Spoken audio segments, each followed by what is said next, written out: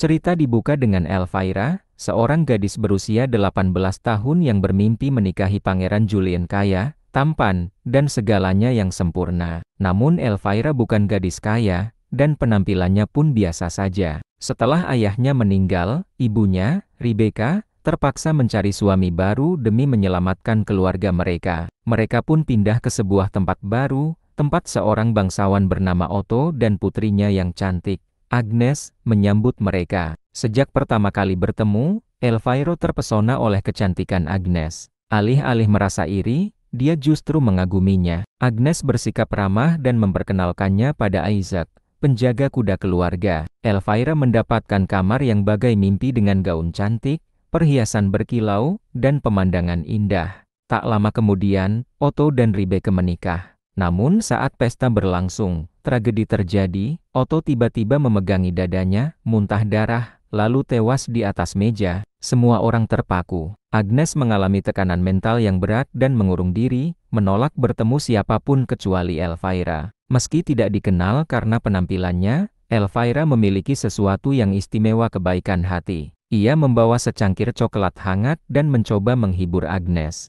Namun saat ia menceritakan kehilangannya sendiri, Agnes tiba-tiba marah. Ia mengungkapkan bahwa jika bukan karena uang Rebecca, mereka tidak akan pernah diizinkan masuk ke dalam keluarga mereka. Elvira yang terkejut segera memperingatkan ibunya keluarga Otto ternyata sudah bangkrut.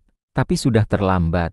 Tanah mereka telah hilang, dan Rebecca merasa hancur. Ia sadar tidak ada bangsawan kaya yang akan menikahi seorang janda dengan 2 anak perempuan. Elvira menawarkan untuk menikah demi menyelamatkan keluarga, tetapi ibunya mengingatkan bahwa ia tidak cukup menarik.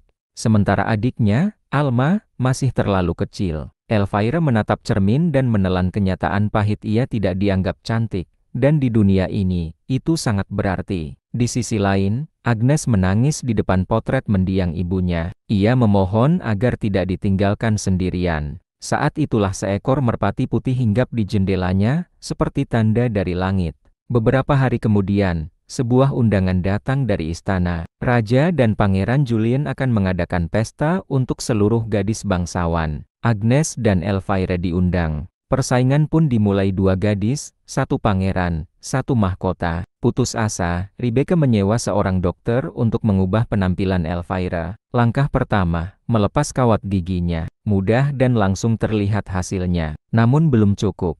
Selanjutnya, operasi hidung. Rebecca memilih model dari brosur. Dokter pun melakukannya dengan dingin. Ia mematahkan tulang hidung Elvira. Jeritanya menggema, namun tak ada yang peduli, kecuali Alma yang menyaksikan dengan ngeri. Elvira harus memakai alat pemulih hidung yang menyakitkan. Ia dan Agnes dikirim ke sekolah etiket terbaik di kerajaan. Di sana mereka akan dilatih menjadi wanita bangsawan sejati. Puncak ujian mereka adalah pesta dansa kerajaan, tempat 2 siswi terbaik akan tampil di hadapan sang pangeran. Hari pertama di sekolah, Elvira berdiri di barisan depan. Tapi gurunya mengamati alat di hidungnya dan memindahkannya ke barisan belakang bersama mereka yang dianggap tak menarik.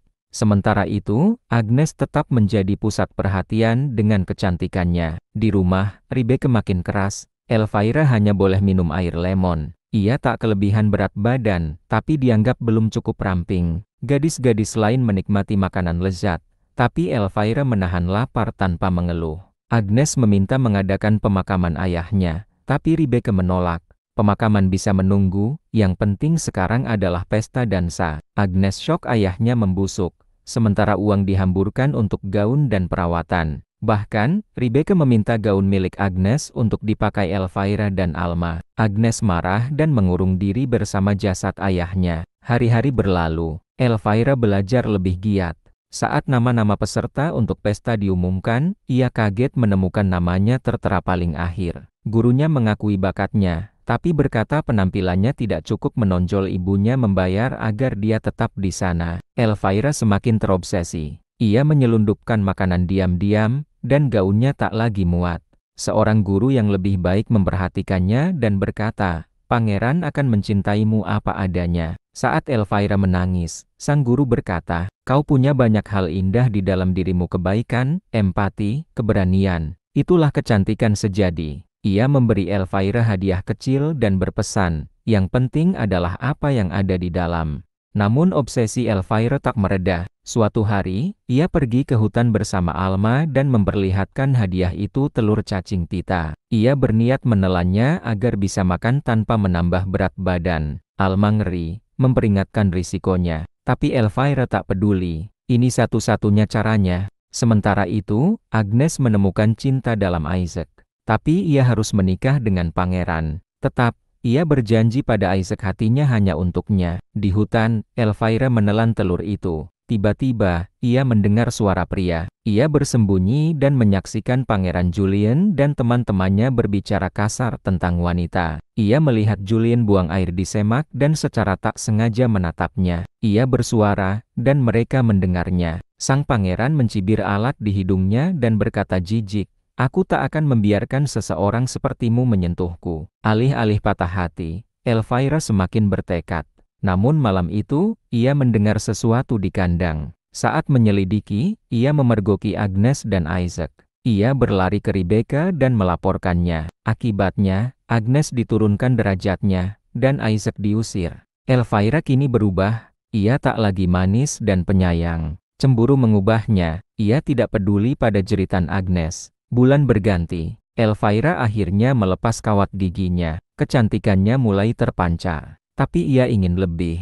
Ia menjalani prosedur memanjangkan bulu mata, proses yang menyakitkan dan menyeramkan. Dokternya tampak mencurigakan, dan perawatnya hanya memiliki satu mata. Setiap helai dijahit ke kelopak matanya. Selama berhari-hari, matanya tertutup.